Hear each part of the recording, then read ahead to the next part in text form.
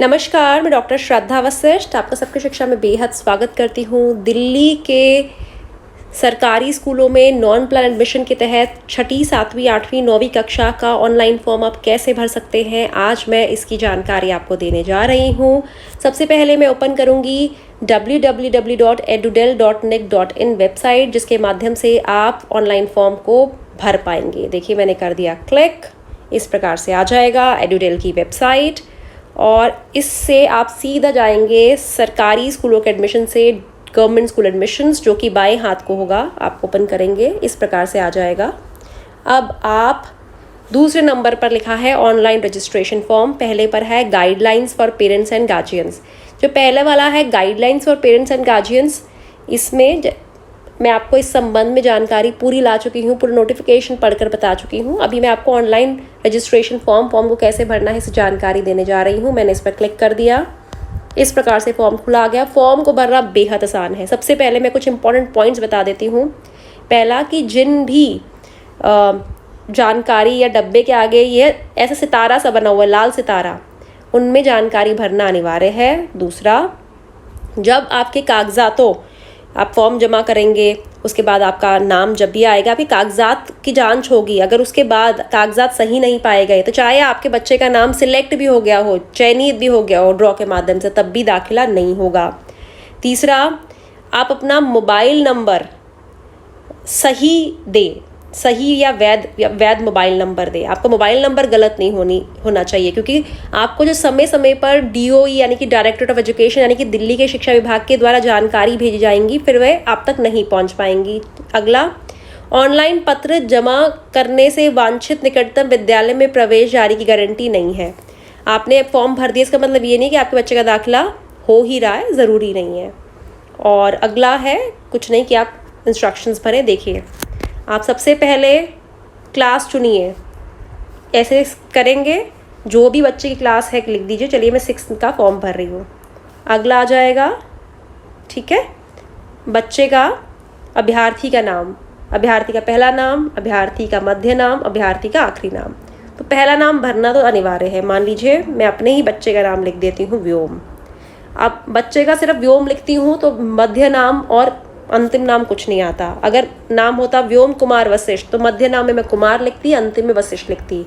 अगर मैं लिखती व्योम वशिष्ठ, तो पहले में व्योम, मध्य में कुछ भी नहीं जो मिडिल नेम है, और अंत में वशिष्ठ लिखती। लेकिन यहाँ पे मैं सिर्फ व्योम लिख रही हूँ, क्योंकि मैं आपको दिखाने के लिए कर रही हूँ। पिता का नाम, आप बच्चे के जो पिता का नाम लिख दीजिए। मान लीजिए उदाहरण के तौर पर मैं लिख रही हूँ, हाँ, मैं आकाश लिख देती हूँ, ठीक है। ये बच्चे के पिता का नाम नहीं है, मैंने ऐसे ही लिखा है। माता का नाम, उदाहरण के तौर पर मैं अपना ही नाम लिख देती हूँ, श्रद्धा, ठीक है। अब देखिए, पिता के नाम पे सितारा है, माता के नाम पे सितारा नहीं है, तो पिता का नाम लिखना तो है ही। माता का नाम आप लिखेंगे, अच्छा है, नहीं लिखेंगे तब भी कोई फ़र्क नहीं पड़ेगा, लेकिन लिखिएगा ज़रूर।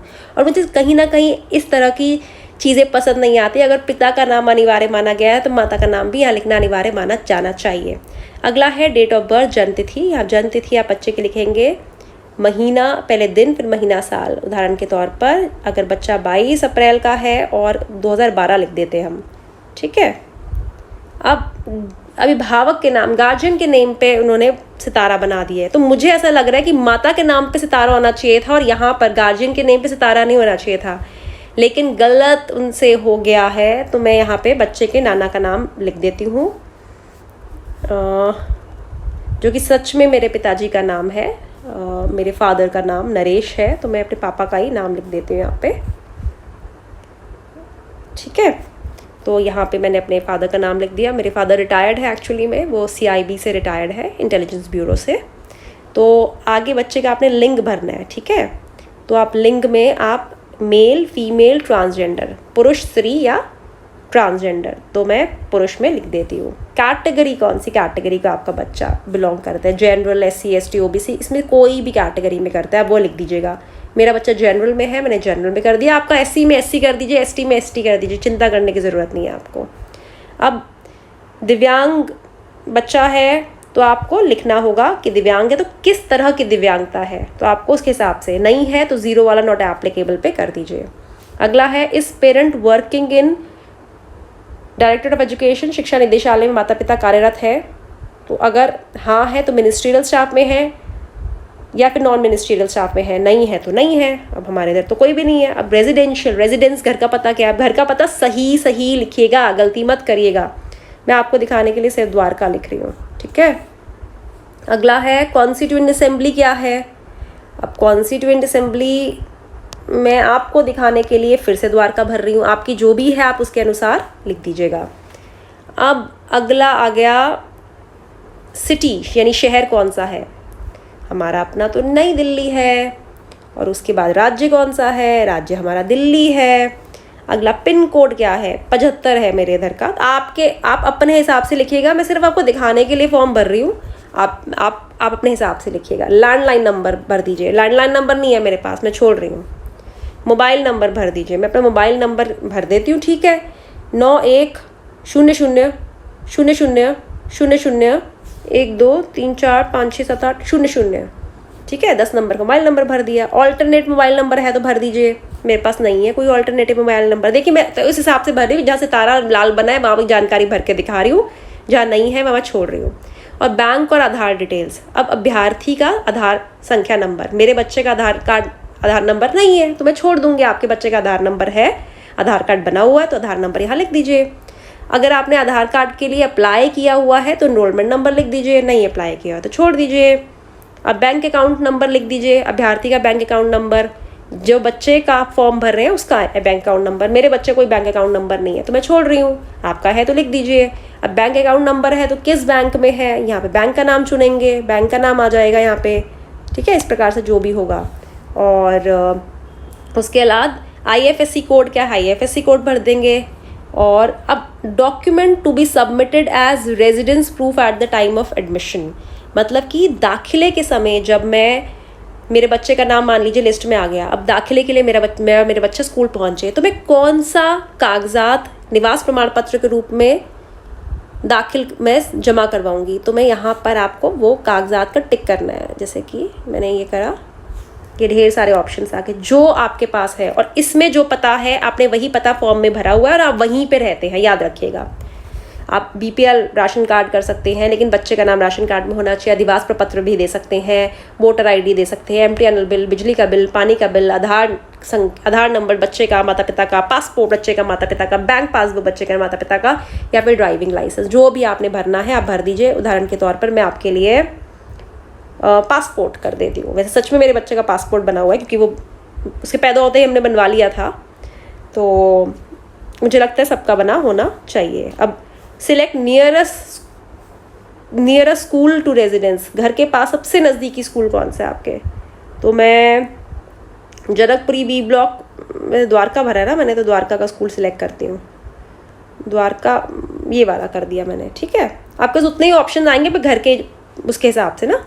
और आखिरी में मैंने नियरेस्ट सिलेक्ट कर लिया स्कूल, क्योंकि मैं चाहती हूँ मेरे बच्चे का इसमें दाखिला भी हो। और फ्रॉम वेयर ही मेरे बच्चे ने पिछले जो 21-22 कहाँ से पास करा है, तो जो भी आपने, अगर आपका रिकॉग्नाइज अनएडेड स्कूल है, recognise unaided school municipal corporation के तहत आता है, डायरेक्टरेट ऑफ एजुकेशन के तहत आता है, जो भी आता है आप जानकारी भर दीजिए। अगला आप करेंगे, ये आपने पूरी जानकारी भर दी। अगला आप करेंगे नेक्स्ट करते ही देखिए नेक्स्ट क्या है, guardian name first character space not allowed. जो भी मैंने गलती करी होगी ना यहाँ पे आ जाएगा, guardian name first character space not allowed. अच्छा, मेरे पिताजी के नाम से पहले मैंने स्पेस छोड़ दी थी, वो अलाउड नहीं है, ठीक है। तो जो भी आप फॉर्म भरते हुए गलती करेंगे वो ऊपर आ जाएगा, ऐसे जैसे सबसे ऊपर लिखा आ रहा है। तो अब आप यहाँ पे सबमिट करेंगे, ठीक है, सबमिट नेक्स्ट। ये देखिए आपका फॉर्म अब इस प्रकार से ऐसे आ जाएगा आपके सामने बना हुआ। अभी फॉर्म जमा नहीं हुआ, याद रखिएगा, ये फॉर्म आपका बन के आ गया। फिर आप इस आखिरी वाले डब्बे में all entries have been checked and corrected, इसमें टिक करेंगे यहाँ पे, और फिर आप सबमिट कर देंगे। देखिए, are you sure you want to submit the form again, cancel नहीं। ये देखिए, ये पूरी जानकारी जो मैंने भरी है सामने आ रही है, ठीक है।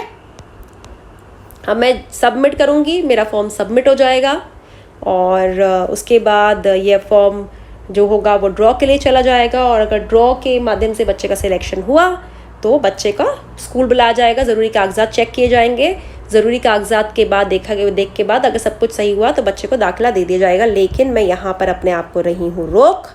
तो यही जानकारी आपके लिए लेकर आई हूँ। आप यहाँ पर अगले में जो सबमिट है इसे सबमिट कर देंगे और इसी प्रकार से जो ये पेपर पन्ना सा बनाया है ये आपके सामने बना आ जाएगा। इसका मतलब है आपका फॉर्म जमा हो गया है।